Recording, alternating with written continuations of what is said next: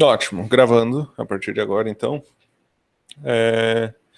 Como eu mencionei para vocês antes, eu tive dois alunos, um aluno e uma aluna, pediram para resolver alguns exercícios da lista de revisão. Então, eu vou resolver, são 3 exercícios.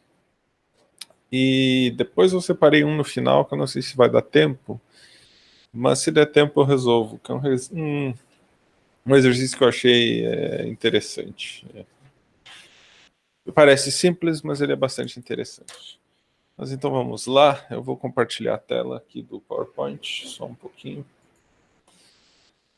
Perfeito.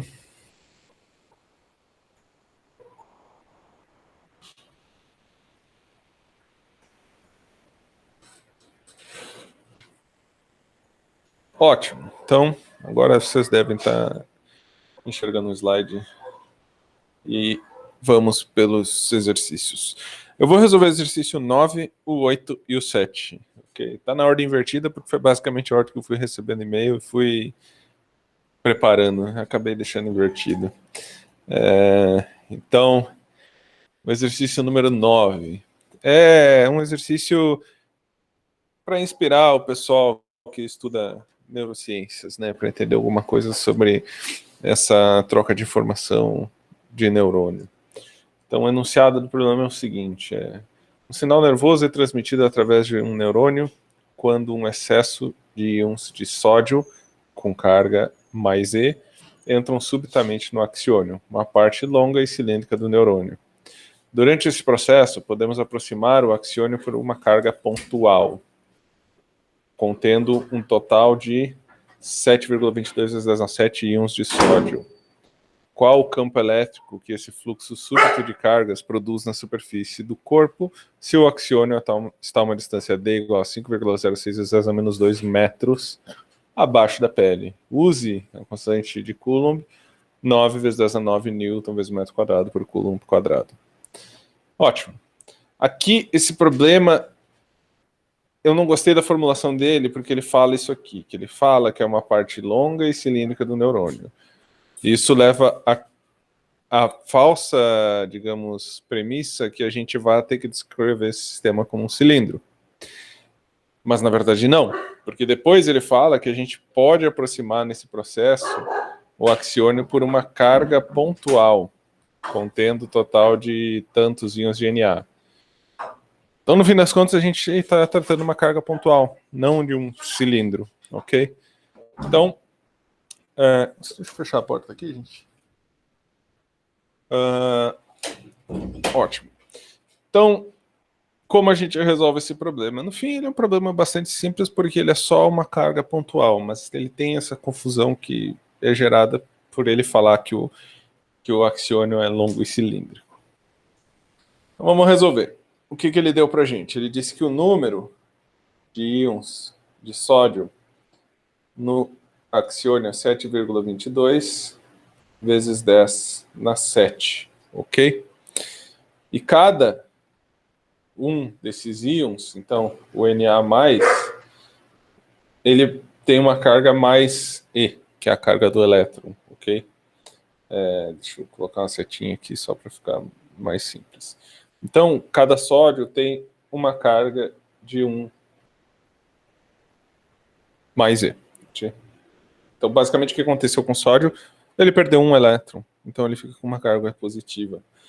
Então, essa carga, esse E, vai ser igual a 1,60 vezes 10 na 19, na menos 19 coulombs, ok? Menos 19 porque a carga do elétron é bem pequenininha. Perfeito, então qual que é a carga Q do nosso sistema? A carga Q vai ser basicamente esse 7,22 vezes 10⁷, que é o número de íons de sódio, vezes a carga de um elétron, que foi o que o sódio perdeu, 1,60 vezes 10 na menos 19. Ok? Então, vou escrever aqui embaixo, para que não vai dar espaço lá em cima. A carga Q fica igual, então, a 1,16 vezes 10 na menos 11 coulombs. Agora a gente já tem a carga que tem no axiônio, ok? O que o problema pede? Ele diz, o axiônio está num ponto aqui, digamos aqui está a pele. Isso está uma distância que ele dá como sendo 5,06 vezes 10 na menos 2 metros. Então, qual é o campo aqui na pele? Então, qual vai ser o nosso E aqui na pele, nesse ponto exatamente acima do ponto do axiônio? Então, temos a carga e temos a distância. Então, basta aplicarmos a nossa equação para o nosso campo elétrico. Então, o nosso campo elétrico E, só falando em magnitude, então não vou colocar componente vetorial, ele é a carga dividido por R ao quadrado. O R ao quadrado é a distância do ponto ao qual você está olhando até a carga, que nesse caso ele dá um D igual a isso aqui, mas vai ser então equivalente ao R aqui na nossa fórmula. Ele fala para usarmos a constante de Coulomb como sendo 9 vezes 10 na 9, ok? Newton vezes metro quadrado dividido por Coulomb quadrado. Isso então vezes a carga Q, que foi o que a gente obteve aqui, 1,16 vezes 10 na menos 11 Coulomb, dividido por distância ao quadrado. Então 5,06 vezes 10 na menos 2 metros ao quadrado. Você já deve ter reparado, mas esses números variam de aluno para aluno, ok? Então, tem uma certa aleatoriedade. Alguns caem com o mesmo número, mas outros não. São 1.500 alunos e eu acho que tem, sei lá, umas 20, 30 variações da questão, no fim das contas. Então, agora, vamos cancelando as unidades, né? Então, esse nosso metro, que vai ser elevado ao quadrado aqui, ele vai morrer com esse aqui. E o nosso quadrado do Coulomb morre com esse Coulomb aqui, e a gente fica com Newton por Coulomb, que é a unidade do campo elétrico que a gente espera. Então, o campo elétrico será, fazendo essa multiplicação aqui, multiplicar o 9 por 1,16, 9 vezes 10 a 9 por 1,16 vezes 10 a menos 11, isso vai dar 0,1044, dividido então por esses 5,06 vezes 10 a menos 2 ao quadrado, que dá 2,56 vezes 10 na menos 3. Isso, Newton por Coulomb. Deixa eu puxar um pouco o microfone, senão fica longe. Ótimo. Então, isso vai nos dar um campo elétrico que tem uma magnitude de 40,78 newtons por Coulomb. Basicamente só isso. Ok? Esse campo é grande, é pequeno? Eu não fiz comparação, não. Não é um campo pequeno, ok? Mas, no fim das contas, o que acontece de verdade é que a gente tem a pele, né? Então, tem todo o tecido até chegar à superfície da pele e, na verdade, o campo não vai ser exatamente isso, porque a constante elétrica desses tecidos vai ser diferente da constante elétrica do vácuo. Então, no fim, esse campo não é exatamente isso. Mas é apenas um exemplo, ok? Para mostrar que existem essas coisas no nosso próprio corpo, né? Então, você vai ter os neurônios com acúmulo de carga, vão ter campos elétricos, vão influenciar no funcionamento de todo o nosso sistema nervoso e não só isso, ok? Então, nosso corpo é bastante influenciado pelas leis do eletromagnetismo, ok? Principalmente o sistema nervoso. Basicamente, essa é a mensagem principal que a gente tem que tirar desse exercício aqui. No fim, é um exercício simples. Se você tiver em mente que não é cilíndrico, você está tratando como uma carga pontual. Então, são várias aproximações que estão sendo feitas. Desculpa. Ótimo, vamos passar para o próximo, então. Aqui sobrou slide. Vamos para o exercício Número 8. Exercício número 8 é: dois elétrons estão, cada um, a uma distância de 9,96 × 10⁻11 metros de um próton. Se as retas que ligam cada elétron ao próton formam um ângulo A igual a 1,04 radianos entre si, acha a magnitude da força elétrica em newtons que os elétrons exercerão no próton. Use 9 vezes 10 na 9 newton vezes metro dividido por coulomb ao quadrado. Ok. Como resolvemos esse exercício? Qualquer exercício, antes de você fazer qualquer coisa, é bom tentar desenhar o problema, se ele já não te deu uma figura, ok? Então, o que ele falou pra gente aqui? Ele falou que tem um elétron. Vamos fazer o elétron vermelhinho aqui e outro elétron vermelhinho aqui. Ok. E tem um próton. Vamos fazer o próton pretinho aqui. Então, há uma linha que liga este elétron a este próton. Tentar uma linha tracejada aqui para ver se eu consigo fazer algo próximo de reto. Ou melhor do que tentar fazer contínua, vai. E essa... aqui já não tanto. E essa outra linha aqui, ok? Na verdade, nem bateu no elétron. Vou mudar o elétron aqui. Ok. Então, temos esses dois elétrons e o nosso próton aqui. Então, elétron, carga negativa, e esse próton aqui é carga positiva, ok? Ele falou que tem um ângulo entre essas duas... Nossa, não gostei, vou apagar, fazer de novo, fazer direito.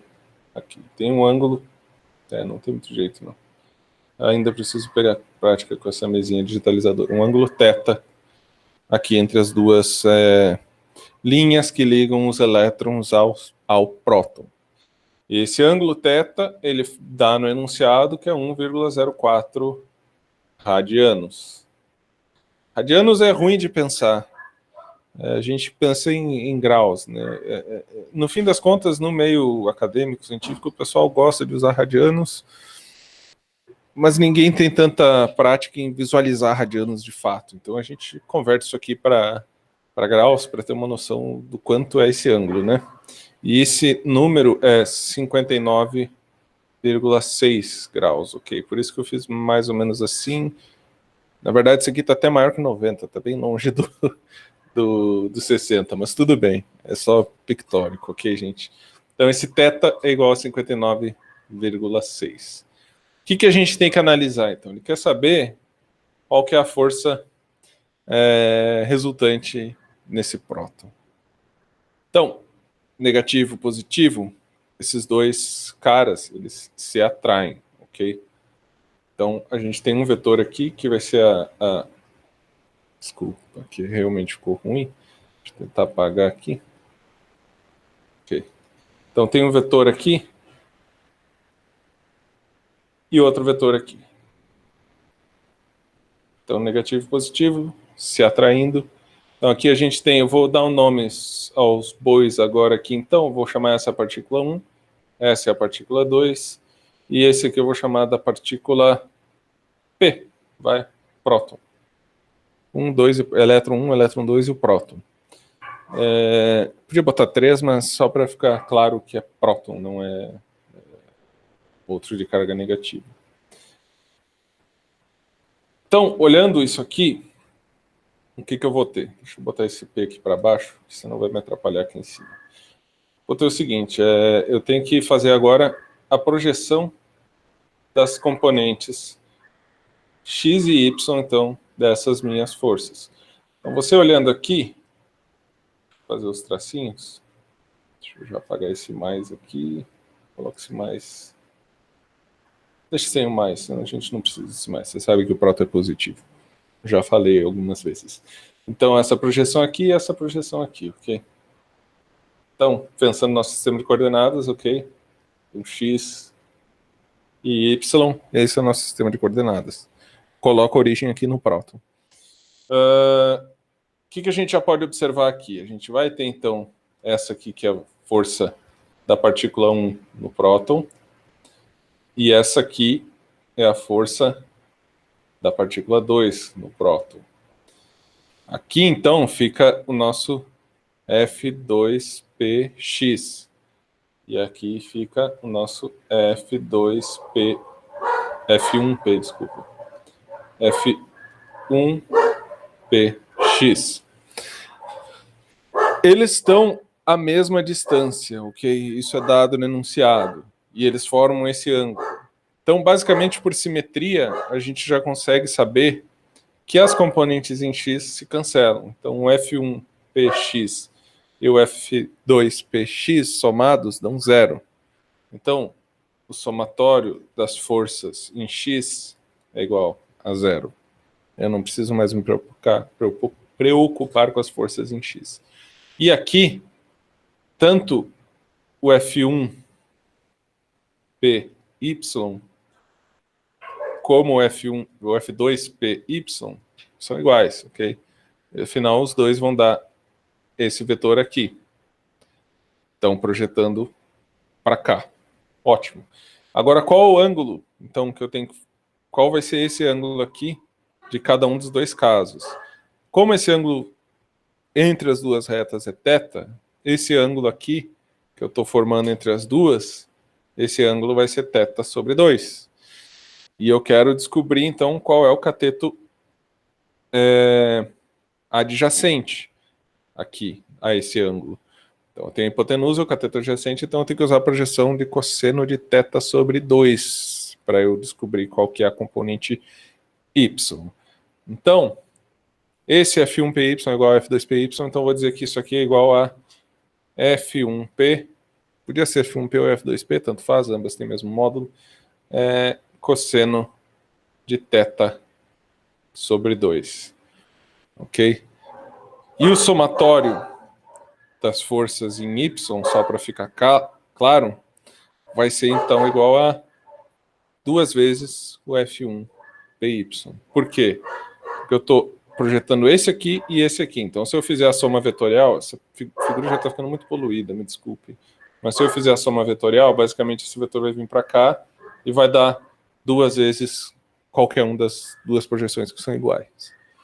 Então, somatório das forças em y pode ser 2F1py ou 2F2py, tanto faz. Vou até escrever aqui, então, que é igual a F2py. Porque F1py é igual a F2py, ok? Ficou feio isso aqui, vai. Tira. Ótimo. Agora, então a gente tem como obter essa componente y e obter o somatório das forças em y, mas a gente tem que determinar quem é esse F1p. Então é a força da partícula 1 no próton, ou seja, do elétron no próton. Isso é igual a constante de Coulomb, carga 1, carga 2, dividido pela distância entre os dois ao quadrado. Perfeito. Como fazemos isso, então? Aqui a gente só está se preocupando com as magnitudes, vamos colocar os valores das cargas direto. Então a carga, tanto do elétron quanto do próton, ela é E. Ok? A gente sabe já que vai ser positiva essa carga, não precisamos ficar... Vamos pegar os módulos das cargas só, então. Desculpa os cachorrinhos, gente, eles estão realmente animados hoje. 9 vezes 10 a 9, que é a constante de Coulomb, Newton vezes Coulomb quadrado. Não, desculpa, é metro quadrado por Coulomb quadrado, desculpa. Vamos apagar aqui. Então, Newton vezes metro quadrado dividido por Coulomb quadrado, vezes... Basicamente, isso aqui vai dar E ao quadrado, ok? Que é a carga do próton e do elétron, ambas são E. E aqui dividido pela distância ao quadrado. É a distância dada no enunciado, ok? Que é 9,92 vezes 10 na menos 21, tudo isso ao quadrado.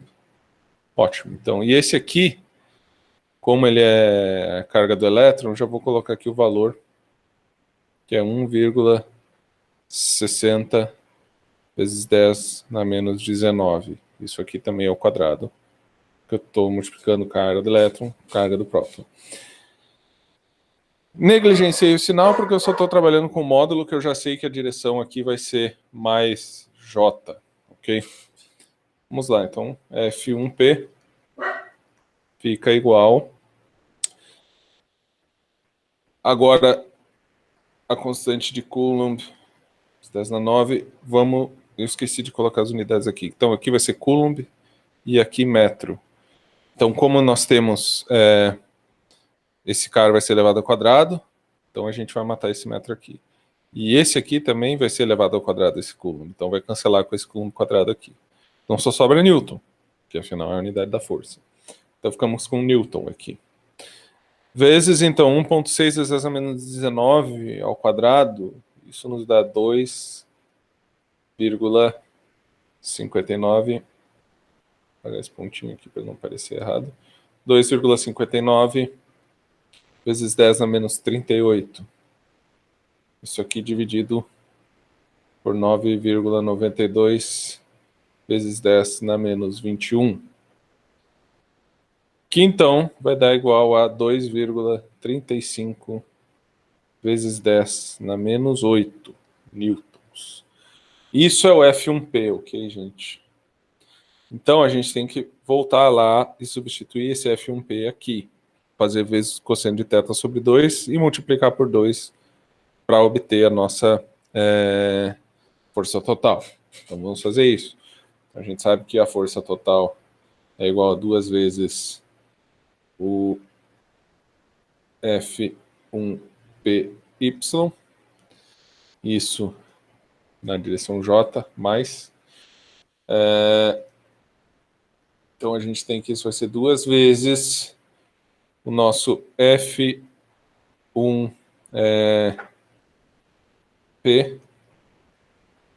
vezes cosseno de θ sobre 2. Isso tudo na direção J. Então, fazendo substituindo o valor que a gente encontrou de F1P, multiplicando por cosseno de θ sobre 2 e multiplicando por 2, a gente chega no valor de 4,09 vezes 10 na menos 8 newtons. Então, essa é a resposta do exercício, ok? Só fazer essa substituição final aqui que eu pulei, porque afinal é só continha de número. Vamos olhar lá nas alternativas do problema, ok? Aqui ele tem essa C que é 4,03. E a gente achou 4,09. Quando isso acontece, você vai para a mais próxima, ok? Porque não é 2,62 nem 1,48. Podia ser nenhuma das outras, mas nesse caso a resposta é essa mesmo, ela é perto. Então isso vocês vão ver bastante nesses problemas, ok? Porque uma coisa, por exemplo, é você usar esse número, ou é você usar 8,987, eu não lembro agora de cabeça qual que é, 976, alguma coisa assim, ok? Ou você usar constante de Coulomb com mais casas. O que eu testei, aqui eu fiz como ele mandou no enunciado, usei esse valor, foi na esperança de que desse esse mesmo número. Não deu.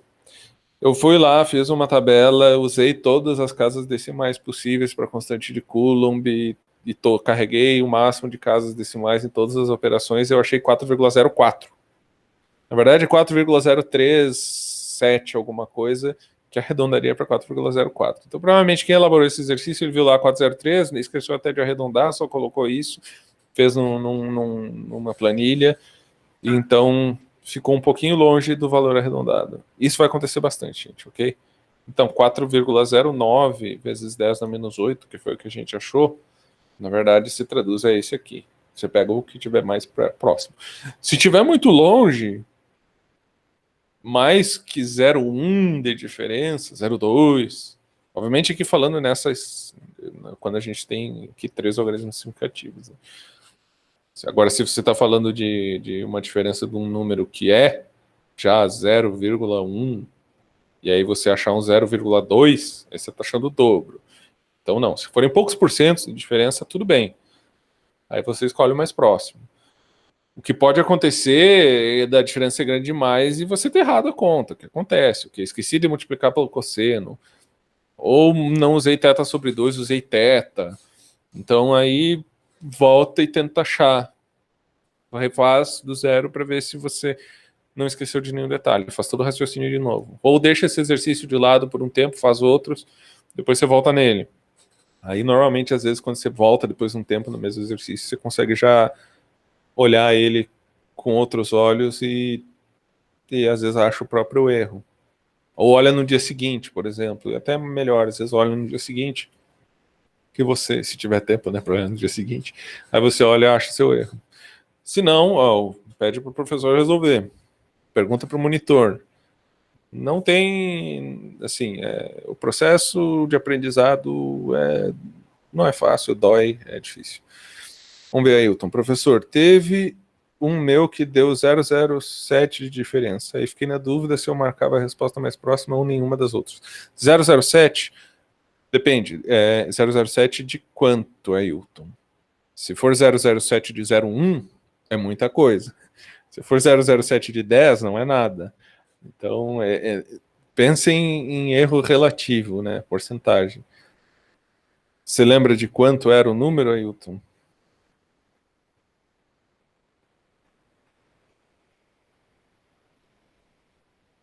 Bom, mas tudo bem. Normalmente 007 é pequeno para as grandeiras das que nós estamos lidando aqui, que tá, se tem 409 ou 402, aí você marca a mais próxima, né?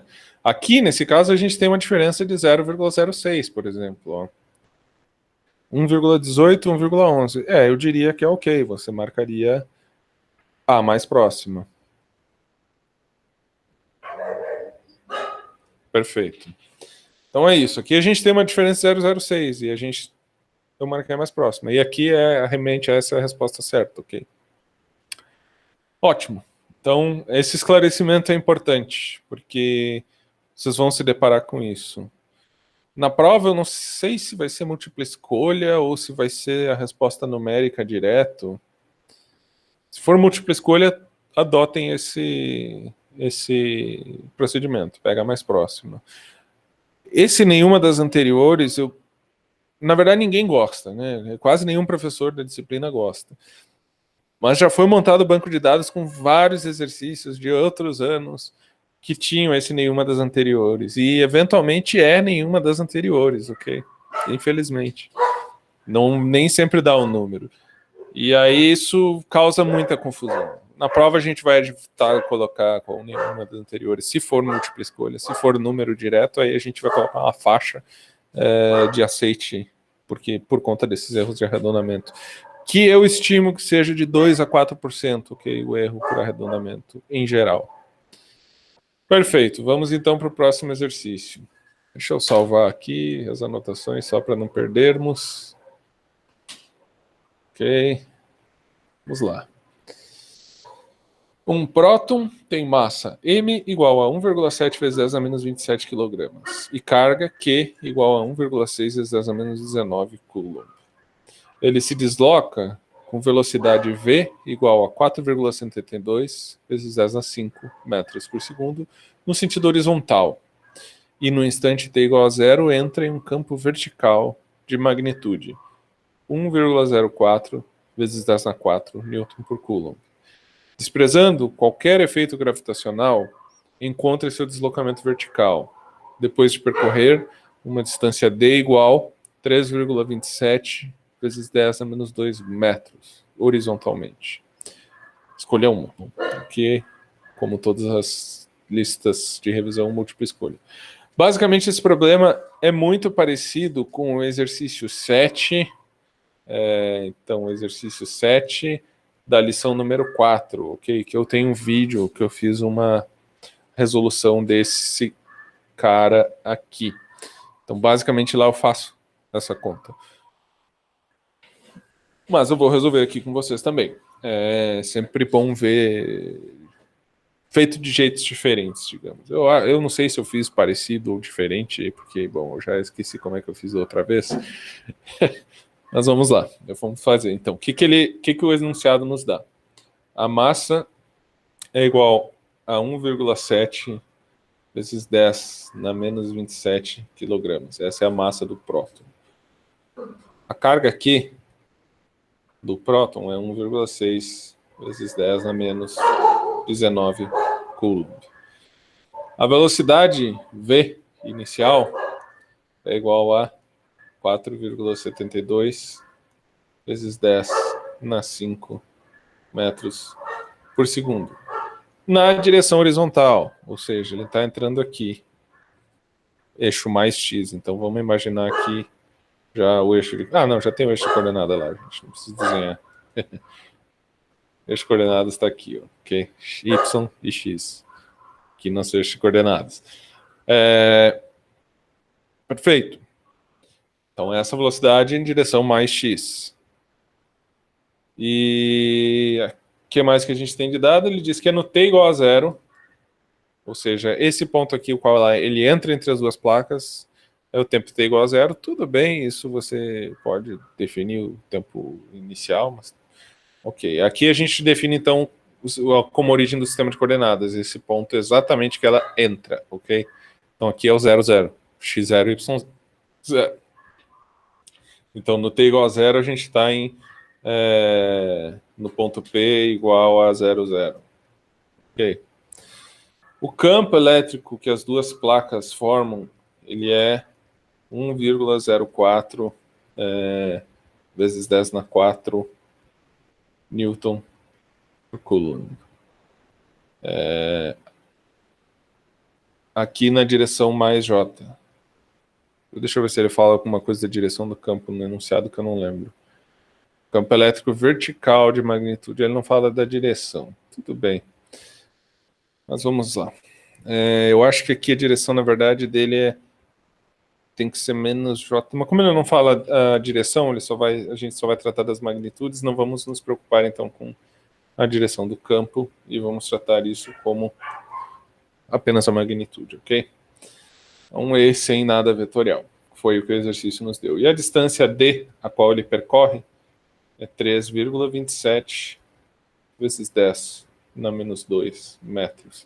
Distância D, então, seria equivalente a esse L aqui, ok? Então essa é a nossa distância dele. Entrou aqui e saiu aqui, ou pelo menos o instante o qual ele quer que a gente calcule as propriedades da partícula, tá essa distância D igual a 3,27 vezes 10 na menos 2 metros. Ótimo, então são bastante dados que o exercício dá, mas o que a gente tem que resolver? Vamos lá. Em X, qual é o movimento da partícula? Em X não tem campo elétrico, ok? A gente só tem campo elétrico em Y. Não interessa se é para cima ou para baixo, mas a gente só tem campo elétrico em Y. Então, o que está acontecendo é que em X ela não tem aceleração nenhuma. Então ela vai sempre continuar com essa velocidade inicial dela em X. Não vai mudar nunca. Então isso significa que a gente tem um movimento retilíneo uniforme, pois não tem aceleração. Se é um movimento retilíneo uniforme, a gente sabe que x é igual a x0 mais vt. A velocidade nunca vai mudar.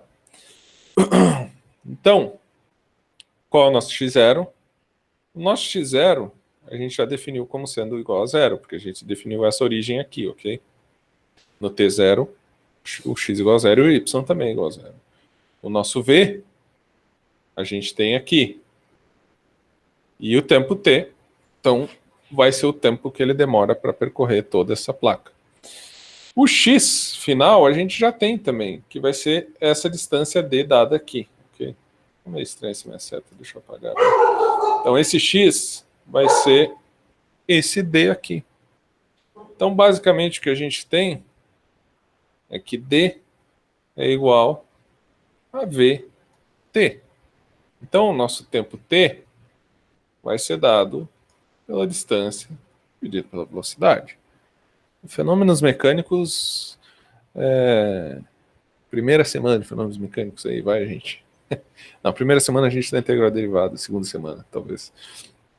Então, a distância D, 3,27 vezes 10 na menos 2 metros, dividido pela velocidade V, que é 4,20, desculpa, 72, 4, vocês dão umas bugadas aqui. 4,72 vezes 10 na 5 metros por segundo. Aqui, metros. Eita, o que ele apagou? Tá, deixa eu voltar isso aqui, gente. Ele é temperamental, essa mesinha aqui. 4,72 vezes 10 na 5 metros por segundo. Então, vocês imaginam o trabalho que dá para gravar os vídeos com essa mesinha, né? Que toda hora tem que estar gravando de novo para não ficar, para ficar fluido o vídeo. Bom, então aqui metros cancela com esse metros, aqui é 1 sobre segundo, então vai ficar só segundo, que é a nossa unidade de tempo. Ele perdeu aqui o D também. Tá, agora acho que está ok. Beleza. Então, T igual o tempo igual a distância por velocidade. Então, a gente substitui os valores. Aqui ficou unidade só de segundo, esperado. Então, o nosso tempo T fica igual, fazendo aquela divisão, 6,93 vezes 10 na menos 8 segundos.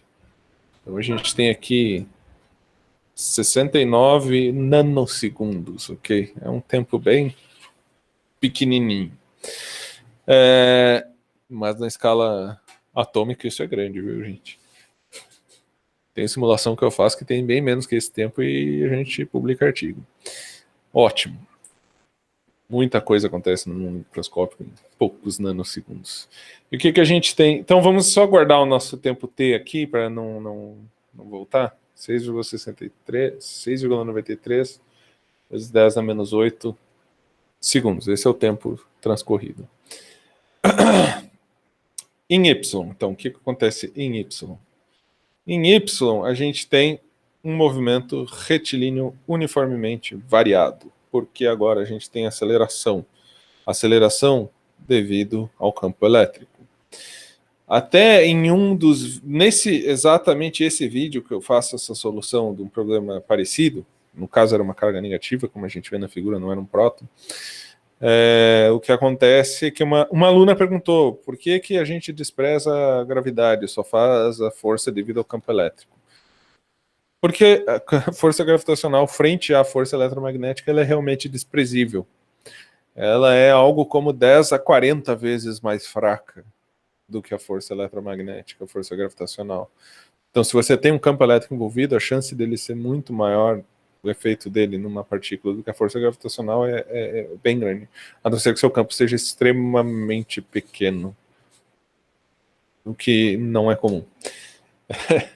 Ok, então só essa observação. A gente vai desprezar realmente a interação gravitacional, porque ela é desprezível.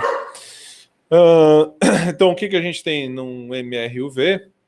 A gente tem o nosso sorvetão, né? Que isso eu não falo no videozinho que eu gravo na aula, porque é meio informal, mas aqui a gente pode falar. Então, y é igual a y0 mais v0 y vezes o tempo mais 1/2 da aceleração em y vezes o tempo ao quadrado. Então, qual é o nosso y0? Deixa eu trocar a cor aqui. Esse cara aqui é igual a 0. Lembrem que a gente definiu a origem no tempo 0 como sendo 0, 0. Está lá onde a posição da partícula inicial é 0, 0. Velocidade inicial em y é igual a 0, porque ele só tinha velocidade inicial no eixo horizontal. Então, só em x. Qual a aceleração em y? Agora isso a gente tem que determinar. Só um pouquinho, gente. Os cachorros estão... Parou! Desculpa, gente.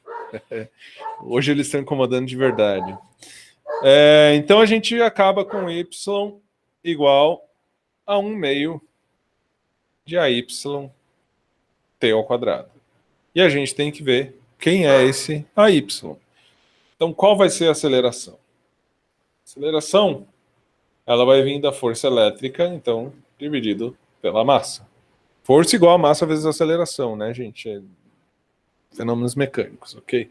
Então, MA igual a F, ou F igual a MA, só que aqui eu já rearranjei, deixei a aceleração em Y, então vai ser a força elétrica, que nesse caso, em Y, mas ela só tem componente em Y, só deixo a força elétrica aqui. Dividido pela massa. Mas quem é a força elétrica? A força elétrica é igual a carga vezes o campo elétrico, ok? Deixa eu separar isso aqui. Vamos ficar... Depois eu volto nessa equação. Então, a força elétrica é a carga vezes o campo. Que isso é, digamos, a lição número 3, se eu não me engano. É onde a gente trata do campo elétrico, né? Então, a força igual a carga vezes o campo. E agora, então, podemos substituir ela aqui. Então, o nosso AY dá igual... É difícil sair um Y bom. A carga vezes o campo elétrico dividido pela massa. Então, essa é a nossa aceleração em Y. A gente tem a carga, a gente tem o campo e a gente tem a massa. Então, a gente pode determinar essa aceleração. A carga é 1,6 vezes 10 na menos 19 coulomb. Vezes 1,04 vezes 10 na 4 newton por coulomb, que é o nosso campo. E a massa do próton, que é dada também no enunciado, 1,7 vezes 10 na menos 27 quilogramas. Ok? Vamos fazer já uma análise dimensional aqui. Esse coulomb vai ser cortado com esse coulomb. Essa do Newton, Newton ele é massa vezes aceleração. Então é quilograma vezes metro por segundo ao quadrado. Mas eu vou passar aqui para a próxima linha isso. Então o valor dessa... Deixa eu só trocar minha folha aqui. Isso vai me dar 9,79 vezes 10 na 11. Então, vamos escrever o Newton agora, que é quilograma vezes metro por segundo ao quadrado, dividido pelo quilograma que sobrou aqui. Então, quilograma, quilograma, esses quilogramas cortam. E sobra metros por segundo ao quadrado, que é a unidade de aceleração. Então, a aceleração em Y, ela fica igual a 9,79 vezes 10 na 11 metros por segundo ao quadrado. Perfeito. Então, finalmente temos o valor da aceleração. Agora podemos voltar à nossa equação de movimento em Y. Então, isso vai ser 1 meio de 9,79 vezes 10 na 11 metros por segundo ao quadrado, vezes o tempo ao quadrado. O tempo, lembra que eu guardei ele aqui, que eu sabia que eu ia usar depois. Então, 6,93 vezes 10 na menos 8 segundos.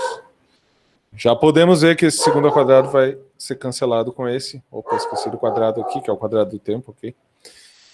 Vai ser... isso já ajuda a gente a esquecer, notar que esqueceu de um termo. Eu esqueci do quadrado, eu vi, opa, mas segundo para cancelar tem que estar um quadrado aqui, ok? Então, é bom fazer análise dimensional, gente. Vocês evitam erros. Então, fazendo essa multiplicação, vai sobrar só a unidade de metros, que é o que a gente espera do Y, né, que é o deslocamento. Isso vai dar um deslocamento de 2,35 vezes 10 na menos 3 metros, ok? Ótimo. Então, resultado final, 2,35 vezes 10 na menos 3 metros. Quais são as alternativas que o problema dá? Aqui deu certinho, 2,35 vezes 10 na menos 3, sem tirar nem pôr, sem arredondar, ótimo. Marcou, acertou. Beleza? Então é isso. Resolvi já, para quem não entendeu essa solução desse jeito, eu resolvi esse mesmo problema nesse exercício 7 da lição 4. Essa semana de carga e campo é que a gente vai fazer mais exercício resolvido para vocês. Depois a gente passa a fazer um pouco menos, ok? Mas essa é a semana mais chata nesse aspecto de número de vídeos e atividades e tudo mais. Mas a primeira semana é importante para vocês fixarem os conceitos. Próxima semana que vocês vão ler de Gauss não vai ter nenhuma lição com 7 exercícios, ok, gente? Perfeito. Então, resolvido. Mais um da lista. E esse que eu preparei por último para vocês, tem 10 minutos ainda de aula, vai dar tempo sim. Deixa eu salvar aqui. O problema é que se não dá tempo eu entro na outra. Vamos tentar. Uma bola de cortiça de massa M está suspensa em um fio leve na presença de um campo elétrico uniforme, como mostrado na figura. Quando E igual a AI mais BJ em Newton por Coulomb, sendo A e B números positivos, a bola está em equilíbrio em um ângulo θ. Encontre a carga na bola e a tensão no fio. Só um minutinho, deixa eu tentar fazer a cachorrinha parar de latir.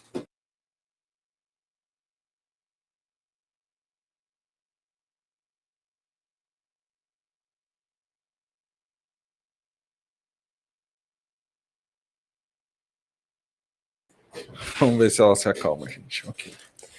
Vamos então.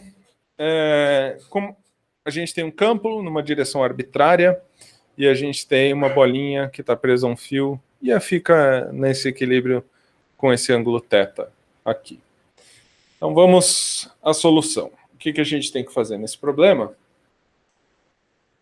Então, na alternativa A, primeiro é achar a carga da bola. Então o campo E ele é igual a AI mais BJ. Então, ok, ficou meio isso, mais aqui agora melhorou. Disse Newton por Coulomb, que é a unidade de campo elétrico. Então, o que acontece no repouso? No repouso, a somatória das forças é igual a zero. Então, a somatória das forças em x é igual a zero e a somatória das forças em y também é igual a zero. Da somatória das forças em x, a gente tem que então fazer um diagrama de forças do nosso corpo, então da nossa bolinha. Então vamos fazer o nosso desenho aqui da bolinha, que tem esse ângulo θ aqui, e ela vai estar sujeita então a 3 forças, ok? Então a gente vai ter a primeira força, que é a gravitacional. Aqui a gente leva em conta a gravitacional. A atração do fio, tração T, e uma força elétrica, okay? Dada por esse campo arbitrário.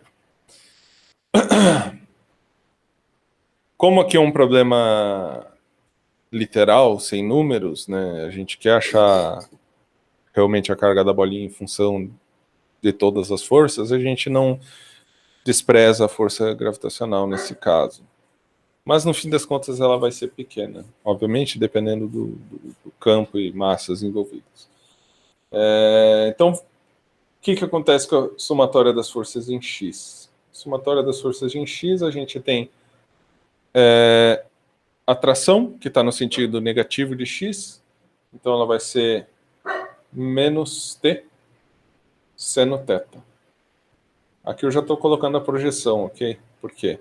Vamos imaginar aqui, a gente tem isso aqui, então a gente tem θ aqui também, então a gente tem θ aqui também. Então aqui, se eu quiser pegar a projeção, não, aqui eu acho que eu estou fazendo bobagem, deixa eu pensar, não é isso. Então a projeção em x desse cara aqui vai ser o cateto oposto, então é o seno de θ. Então basicamente estou projetando o t no eixo x, esse é o meu tx, é t seno θ.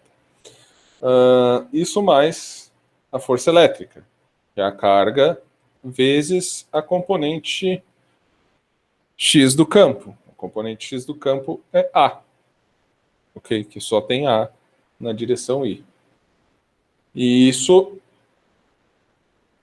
igual a zero.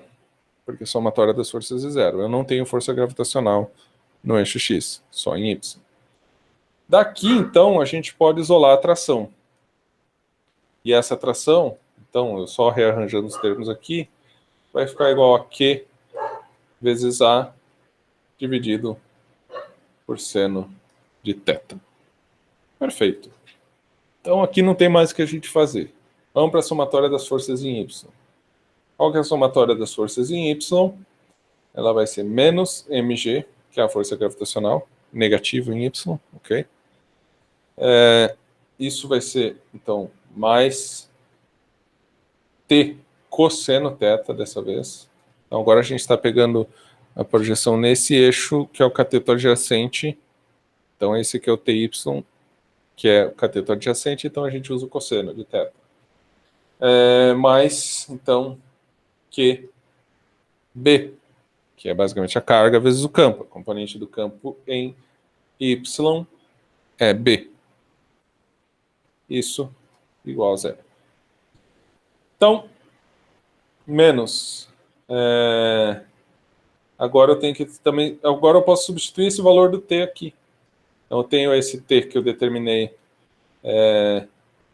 aqui e substituo nesse T aqui. Okay? Isso vai nos dar o seguinte, então. Menos mg mais q a seno de θ vezes cosseno de θ. Vou substituir esse aqui e esse está multiplicando por cosseno de θ. Depois eu posso transformar aquilo numa cotangente. Então, Q mais o QB, que é o outro termo, igual a zero. Então, já vou colocar esses dois Qs em evidência. Então, Q vezes A vezes cosseno dividido por seno, isso é cotangente. Então, A vezes cotangente de θ mais o outro termo que tem o Q é o B. Isso igual a mg. Já passei o mg para o lado direito da equação. Agora, então, a gente isolou a carga. Então, a gente fica com A cotangente de θ mais B no denominador e o numerador fica sendo mg. Ótimo. Esse é o resultado, então, da carga necessária nessa partícula. Ok? Perfeito. Então, qual a atração no fio? Então, a atração no fio é igual a QA dividido por seno θ, como a gente achou antes.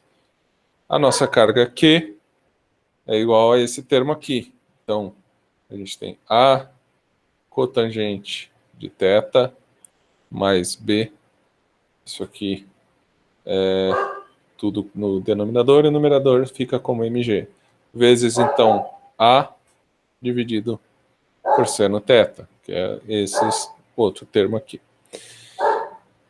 Então, multiplicando agora, a gente fica com o numerador sendo mga e multiplicando a parte de baixo, que era cotangente, então, que é cosseno dividido por seno. A gente vai cancelar o seno com esse seno que está multiplicando. Então, fica A cosseno de θ mais B vezes o seno de θ que a gente multiplicou agora. E é isso. Essa é a atração no fio. E a resposta da letra B. E era o que eu tinha para mostrar para vocês hoje, ok, gente? Deu certinho o tempo aí. Alguma dúvida, pessoal? Alguma pergunta? Temos alguns minutos ainda até a aula da próxima turma, ok?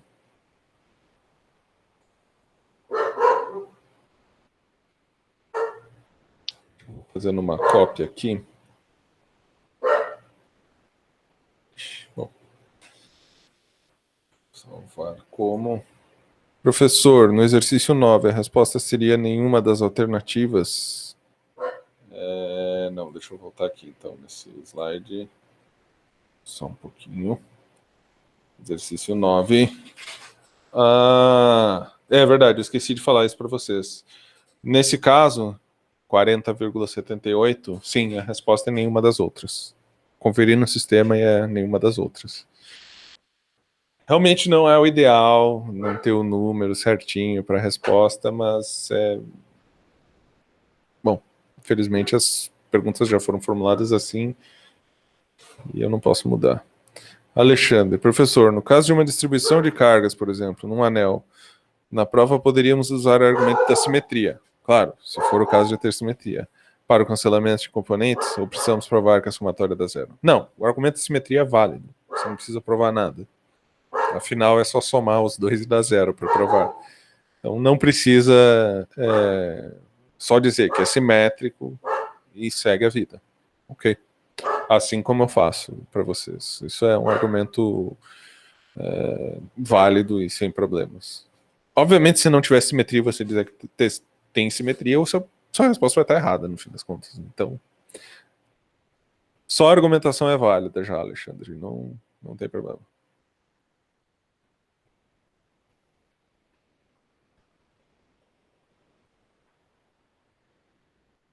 Mais perguntas, pessoal? Fiquem à vontade.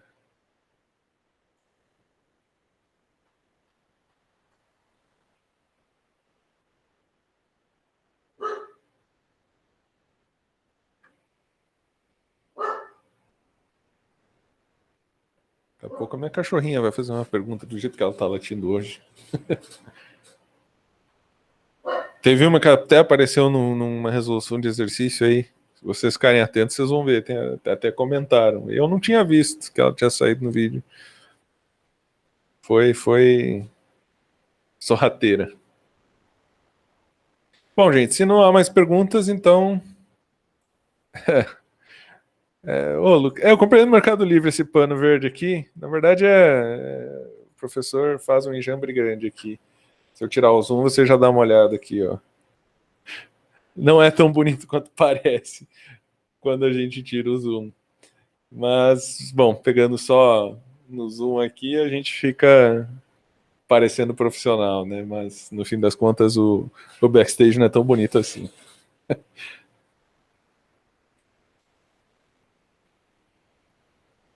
Os dentes não aparecem? Poxa, isso eu não tinha reparado, Lucas. Eu tô com dente verde? Nossa. Tem que ir no dentista, eu acho.